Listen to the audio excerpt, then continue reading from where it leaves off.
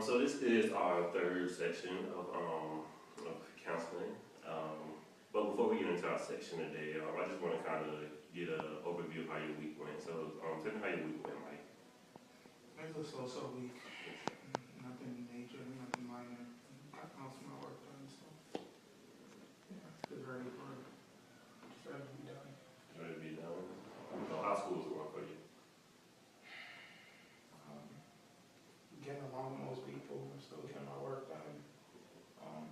Missed a couple assignments, but I just didn't have the motivation to do it regardless. Okay. So you didn't have the motivation, and I'm assuming that has something to do with, the situation with you and your best friend. Yeah, Eric. Okay, Eric. So last week in our counseling section, it was kind of a breakthrough. We went into a few more details about the situation between you, Eric, and his girlfriend, with you two kissing one another. I just wanted to touch on a few things that we went over last week. You were saying that you felt like it was not so much your fault as it was her fault. You feel like she pushed her way on towards you. So in essence, you feel like you're the victim in the situation. It felt like that. I feel like that's what it should be perceived as. I didn't intend for it to happen. It sounds like a cliche, but it really did just happen. Okay, it really did just happen. And do you really believe that things just happen by force, by chance? Everybody has a role to play, but things really do just happen. Like, if you had asked me this a month ago, that would I kiss my best friend's girl, I would say no. But even though it was a mutual thing, I didn't really push her away. It was like she put herself in that situation to come on to me. So what could I do? And I just want to touch on the point you said. You said you didn't really push her away. So you can kind of say that you invited this to happen. Invitation is a strong word, so I wouldn't say I invited it, but I guess I allowed it to happen. So you allowed it to happen. So you are responsible in a way, then. Yeah, I guess you could say that. Okay. So this is good. We're getting you moving from more of a victim role to respect, to accepting the responsibility of this current situation. This is something that we want to touch on in another section. Right now, let's get to the issue at hand, which is the fact that you and your friend, Eric, are still not communicating. Can you tell me, how do you feel about this? It's not depressing, it's more upsetting. Okay. Eric and I came in together, we were freshmen, we grew together for a while, played ball, whatever. It's unfortunate that we aren't really on speaking terms. If I could change it, I would want it to be changed, but I don't know how I could go about changing it. Okay. You don't really know how you can go about changing it, but you do want to change, the situation at hand. You do want to start communicating with Eric. You can. And is it still, if I can recall from what we talked about last week, he still isn't communicating with you? Like, he hasn't texted you, hasn't called you, hasn't made any effort to talk to you? Everything is really been one-sided. He won't respond back through any avenue of communication. I've even gone as far as to tweet him, but I feel like that's not appropriate. I want to talk to him face-to-face, but how can you talk to somebody face-to-face when they don't want to see your face? Okay.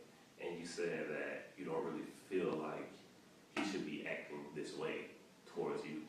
I feel like if we were boys, like how you made it out to seem that there'd be some level of understanding, because we've joked about things like this in the past, and you said one thing, but you're not acting like I assume you that. Okay, let's just go back to some things that you said you joked about, this in the past. Can you tell me what some of the jokes that you guys would make about a situation like this? Just like, if this situation stuff, if you felt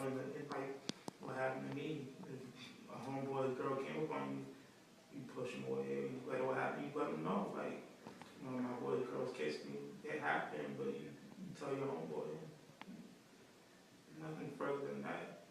I would assume he'd be more understanding, or at least try to hear me out, but he's pretty much shut me out without listening to anything I have to say.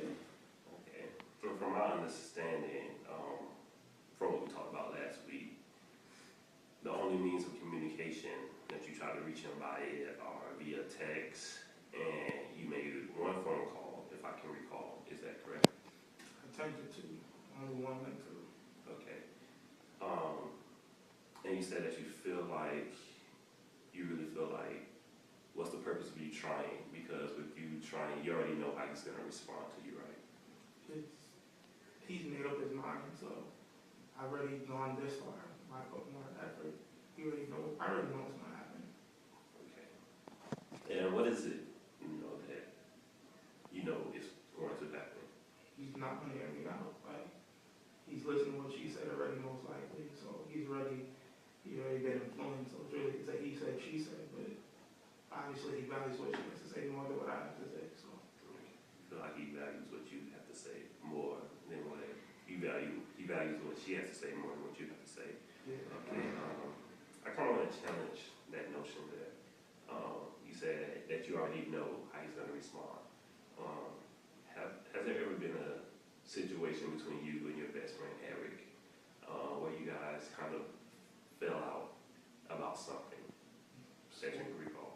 Sports. So walk me through the situation between you and your best friend into an altercation.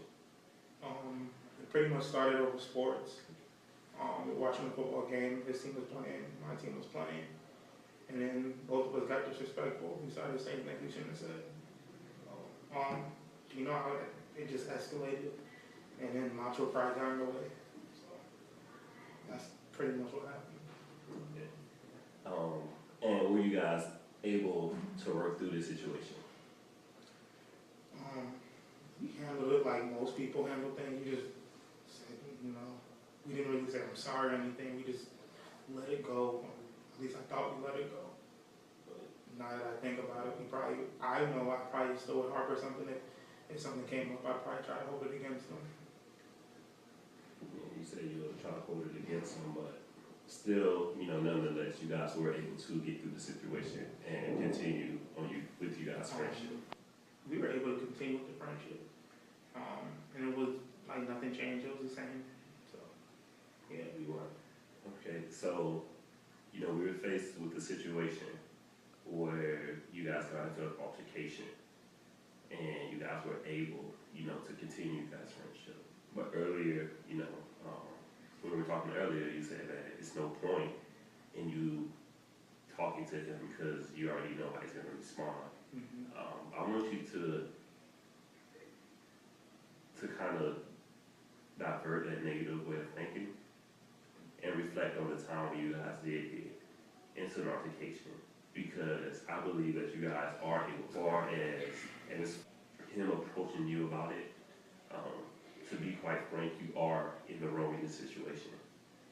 So it's not so much that he despises you or doesn't want to continue in you guys' friendship, but he's probably looking to you to step to the plate, to really be the man, to talk to him so you guys can really work things out.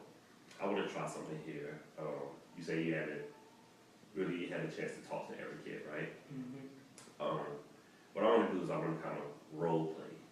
I'll be Eric, and of course you're going to be yourself. And this can kind of be a way for you to kind of break the ground to see how you will approach Eric. So when you're ready, just tell me what's on your mind, tell me how you're feeling, and I'll respond the way that I think Eric will respond.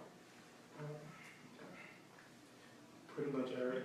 I'm gonna say this. I'm sorry. I didn't mean for what happened to have happened.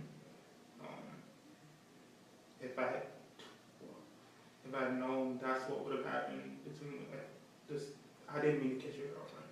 I didn't mean for that kiss to ever happen. And I understand why you mean stuff like that. So, but if there's anything we can do to actually fix the situation, I want the opportunity to fix it. Mike, we've been friends for a while now. And to be honest, the situation did hurt me. But we are friends. nonetheless, and I do respect you for coming to me, but I still do need time to kind of work things out. I don't know how long it's gonna take, but for the time being, you know, just to get my mind straight about the situation that happened, I'm going to need some time to kind of think things through. But, you know, I do respect you for approaching me, you know, like a man and being real about it, you know, and accepting the responsibility. But, you know, I just ask, like, you just give me some time to kind of think things through. And, you know, once I've thought about it, we can go from there.